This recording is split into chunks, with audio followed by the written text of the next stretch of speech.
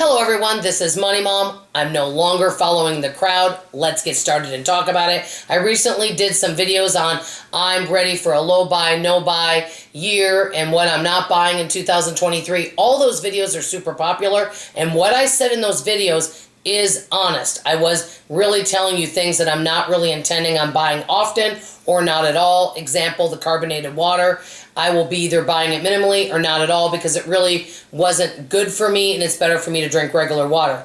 I do think having low buy and no buy years can be really positive. It can maybe help us pay off debt, help us save, or put money towards something that's really important to us. But I have to be totally frank. I was just following the crowd. Many times I've noticed with many of the frugal channels, which I've learned so much from and have provided such excellent value. So thank you to anyone that does have a frugal channel. I know I've learned much from many of them out there. But I didn't have a why. Why do I want a low buy year? I have no reason for it. In other words, I was just following the crowd and I didn't have a why. Many times we come up with something we want to do in life, whether it's become a minimalist, have a no-buy year, it doesn't matter what it is, but we're just following a trend or we're following the crowd and we don't even know why we want to do it, or we may not even want to do it. The truth is, I don't have an interest in having a low-buy year or a no-buy year. In all honesty, I want to be a wise steward all the time. When I reflect back on 2022 spending, where did I overspend? I would say 4 of the 12 months I overspent on groceries. So yes, that is an area where I would like to improve, and I do have my grocery budget in place for 2023. So yes. I also feel like I overspent on clothing that I didn't need. That was another area.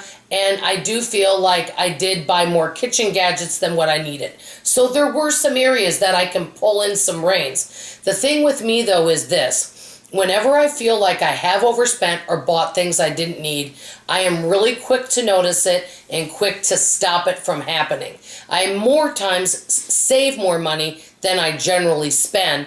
And as a matter of fact, there's many times I would say I say no to buying things that I think I might want than saying yes. So I say no more often than yes. Example, yesterday, and I still kind of want it, but I'm not getting it.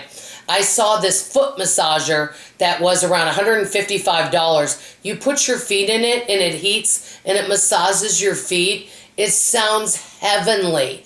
But number one, I don't have a space for it. Number two, my concern is I might use it a couple times and then it just sits there. And it's not something that I absolutely have to have. And if it's something that I'm thinking about a year from now, maybe I'll revisit it at that time.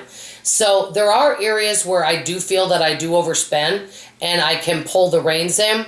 But for me at my stage, I don't want to put myself on some really strict budget where I say you can only spend this, you can't spend that. I'm just really trying to reevaluate where I have overspent. So for 2023, I now have a new grocery budget where it's, a better grocery budget that's going to work for me.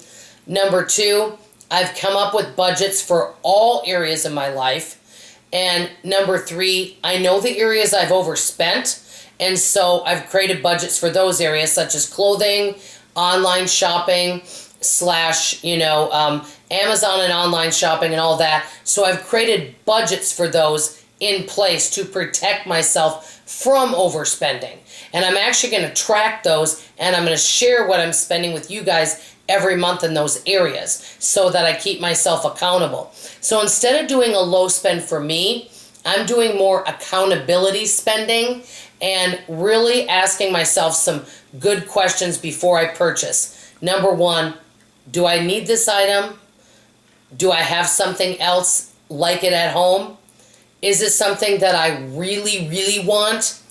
And if I wait on it, is it something that might go on clearance later? Is it something I could borrow from someone to see if it's something I want? In other words, taking a lot of time before making a purchase. Because many times, if I'm okay right now without that item, and I'm living a wonderful, thriving, abundant life now, is that new item going to add that much more to my life? Probably not.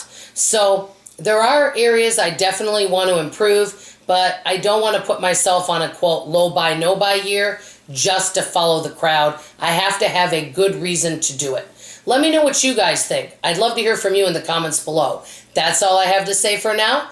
I love you, I appreciate you, and like always, I'll see you on tomorrow's video. Bye-bye.